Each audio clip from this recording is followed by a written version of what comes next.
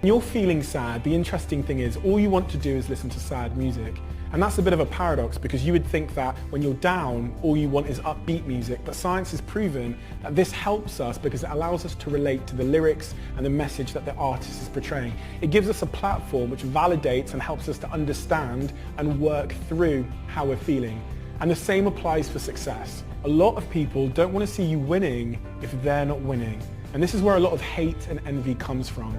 If you're successful and you look like them, you're their age, you come from where they come from in the same city, from the same place, and you're successful and they're not, that creates a feeling of inadequacy, a sense of inferiority, which will make a lot of people feel about themselves. Here's the thing, everybody gets envious, everybody gets jealous, but the type of jealousy or envy you experience determines the impact that it has on you. Because envy and jealousy can be productive, they can be useful, they can be inspiring.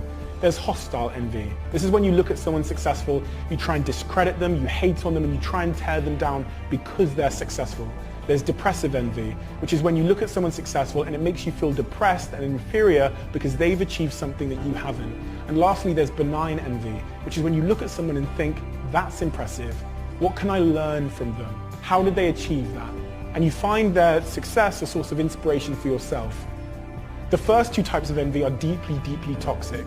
They're also not conducive with you becoming more successful, you learning, or you developing yourself. And the third type of envy is inspiration. That's a healthy type of envy. And that's the type of envy that we should all aspire to. And that's the awful thing about hate.